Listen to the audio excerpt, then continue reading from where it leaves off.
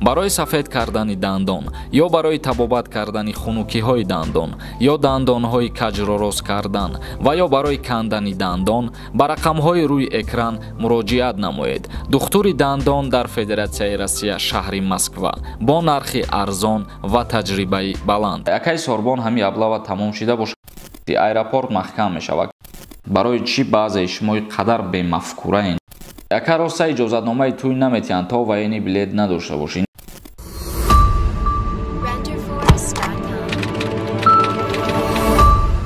ассалому алайкум ба ҳама тамошобинони барномаҳои Сорбон Сафаров, барномаҳои канали Юристиҷей.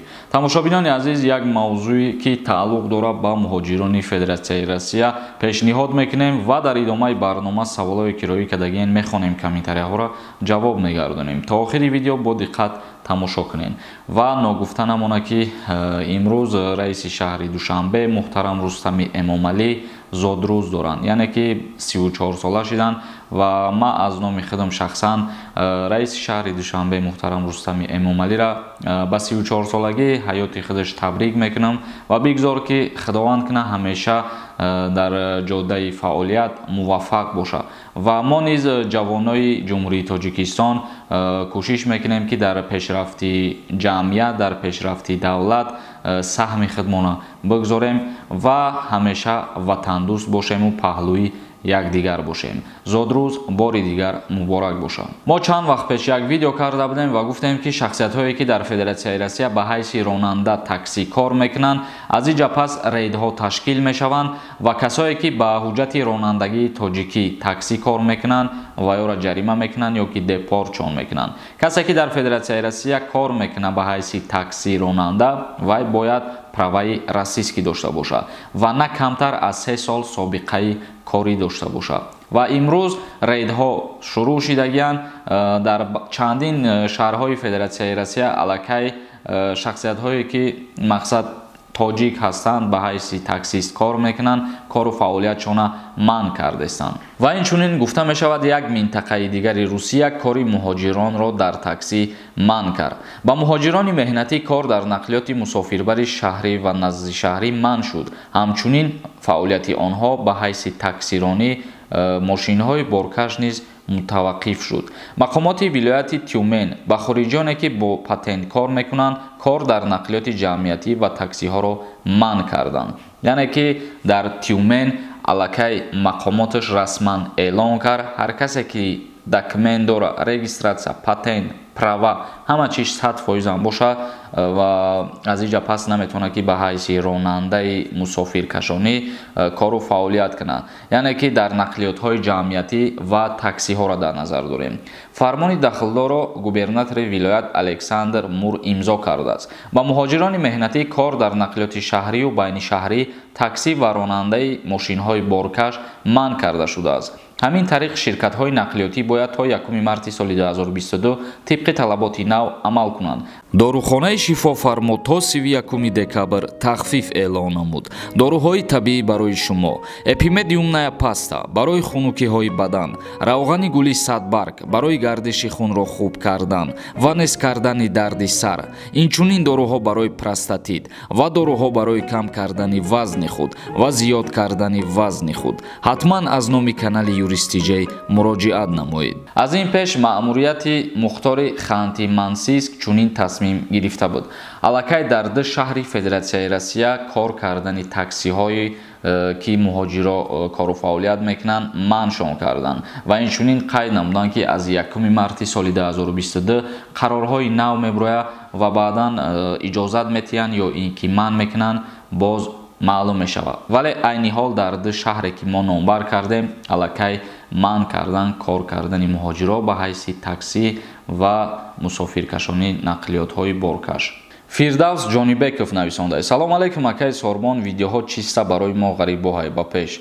Ҳазор раҳмати калом бародари азиз ва мо кӯшиш мекунем ҳар қонуну ҳар қароре ки ба муҳоҷиро тааллуқ дорад сари вақт пешниҳод кунем ва кӯшиш мекунем ҳар як мавзӯе ки дар бораш гап мезанем беасос набошад. Даврон Тиҷей нависонда. Акай Сорбон ҳами аблава тамом шида боша ягон видео накарди. Бародар дар ҳамин мавзӯъ хато накунам як 10 барномаи охирам да гап задагиам мумкин те тамошо накардаи. Тамом шидагия аблава. наврӯз хайриддинзода нависонда: ака агар ба хонатона поездка равон кунанд баъди ин билет гирифта мешида бошад ё ки не? агар ки равон кунанд та ба комиссарияти ҳарбӣ бирай ва имзо бимонӣ ки ман ба хизмат даъват мешавам, розиам. аллакай вақте ки ту ба Россия биёӣ нисбати ту парвандаи ҷиноятӣ оғоз мешавад, чунки ту аз хизмат саркашӣ мекунӣ. рамазон муродов нависонда: илтимос хонед акаи Сорбон, чанд бор менависам ҷавоб намедиҳӣ ака. бародари мара 10 рӯз шид маҳкамай, 6 моҳош намераса ба 18, онро депорт мекунанд. пешакӣ раҳмат. барои чӣ маҳкамай бародар?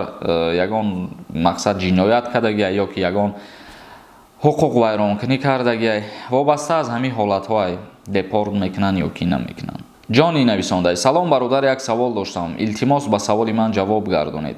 ман фарзандонамро ба Русия оварданиам. барои онҳо дар аэропорт чӣ хел ҳуҷҷат лозим мешавад? пешакӣ раҳмат. дар аэропорт фарзандота ки оварданӣ бошӣ давернис дар кор мешавад. мисол мегирем, агар зан фарзандонро ба Россия ба назди падараш оварданӣ бошад, даверниси падар дар кор мешавад, загранпаспорт дар кор мешавад ва билет. Фатҳулло Ғуломов нависонда: видеои мошенника ждат дорем. гап нест бародар, меброя насиб рӯзои наздик. салом тамом нависонда: зур шид карантин бо бушавад, дуо мекунем ки тезтар шавад. Толибов нависонда: салом алейкум акаи Сорбон, аллоҳ нигаҳбонат боша. акаи Сорбон, як савол, амнистия бо мешава ё не? илтимос ҷавоб диҳ акаи Сорбон, аллоҳ нигаҳбонат. худованд ҳар яки шуморо нигаҳбон боша. авфи муҳоҷироро дар назар дошта бошӣ, маълум нестай бародароли. манучер Собиров нависонда: салом алейкум ака, сози хубӣ, худат авиакасса надорӣ барои билет гирем? не бародари азиз, ман надорам хеле адресҳо. агар ягон адресҳо кишид, ягон кас хати ҳамкориро сар кардем барои билет фурӯшӣ, ҳатман баъд дар видео рекламаша мемонем. муҳиддин Султонов нависонда: салом ака, ҳамқа гапта бовар кардам, не ки ҳами гапта дурӯғ гуфтӣ. аэропорт маҳкам мешава. акаи Сорбон, рост гап зад. бародари азиз, барои чӣ баъзеи шумо қадар бемафкураен? барои чӣ? як савол ба онамо одамое ки барои видеоҳоро номаш комментарӣ менависонанд. барои чӣ қадар бемафкураену бефикрен шумо? баъзеҳо ман ҳамаро дар назар надорам. ман дар ҳамуҷа нависондам ки аэропорт маҳкам мешава, аломати савол мондум.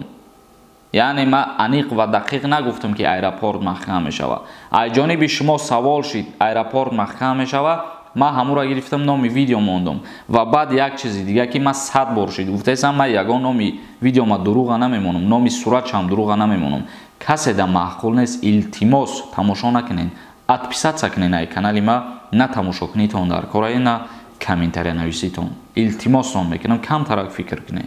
раҳим Камолов нависонда: салом алейкум акаи Сорбон, барои аблава ягон маълумот медодем, пешакӣ раҳмат. барои аблава видеои гузаштаро тамошо кун, маълумоти пра гуфтагием. абдураҳим Латифов нависа: акаи Сорбон, сози ака мегӯянд ки соли 2022 дига загран наметаванд то 27 сола гиранд. не бародари гап дурӯғае. муслим тивей нависонда: билет 7000 рубл бародару, душанбе кулоб коми дар кора нависа. душанбе кулобам 7000 рубл нестай, агар ай Москва да назар дошта бошӣ. ман дирӯз дар бораи нарх навои Москва видео кардам ва ҳаст шаҳрҳое ки мисол Самара, Екатеринбург ба Тоҷикистон билет 14-15 000 рублай айни ҳол, вале аз Москва 20-25 тада ҳозир дани момент билет намеёвен. ман шахсан худам билет харидам барои рафтан ба Тоҷикистон, қариб ки 35 000 рубл ғалтид. баъди соли нав бо билет арзон мешавад. 0494 нависонда: салом алейкум бародар, баъди соли нав кӯдакҳоро загран наметаванд мегӯянд, ростсай не дурӯғаи гап. Зиёев нависонда: яка роста иҷозатномаи тӯй наметиҳанд то ваени билет надошта бошӣ? не бародар, ҳамаи ҳами гапҳо дурӯғаи гапҳои мардумиай. Билол Раҳимов нависонда: Сорбонҷон, албатта мошенникоя ошкор кунед то мардум шиносад.